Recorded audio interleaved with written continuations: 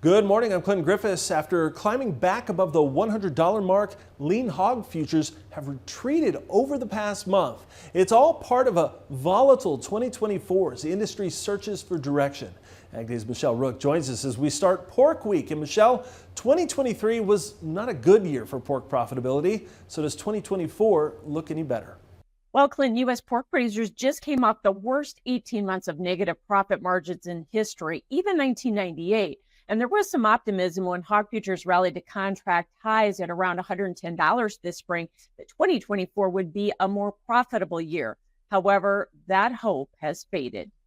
Pork margins started off 2024 in the black, but spring and summer month hog futures have set back $15 to $17 from the contract highs set in mid-April.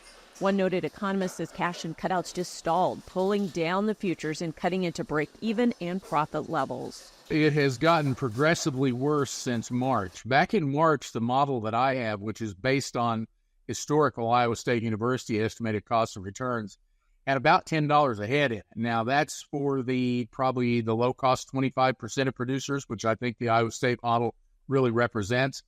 So that was about $10 a head back in March. That model last week had minus $4. And it's mainly been a reduction on the revenue side because of the sell-off we've seen on the lean hog futures market. However, Meyer says the cost of production has also increased. We had about $85 a hundredweight in that cost model back in March. It's almost $88 now. So the uncertainty of getting this crop planted has kind of put a little fuel on the corn and soybean meal markets and cost us some. Cash and the lean hog index have also been stagnant as pork cutouts have been flat during April and May. Meyer says cutouts usually have a seasonal rally of $6 to $8 in the spring. He says it's not tied to hog supplies, but instead soft demand. But export demand has still been pretty good, so I don't think that's where it is. And if we look on the real per capita expenditures, pork real per capita expenditures down almost 5% year to date through March. So that tells us that really the softness that we see is on the consumer side in the United States. He's concerned about the slower demand with supplies ramping up into the fourth quarter as weekly hog slaughter pushes over 2.7 million head, which will squeeze processing capacity.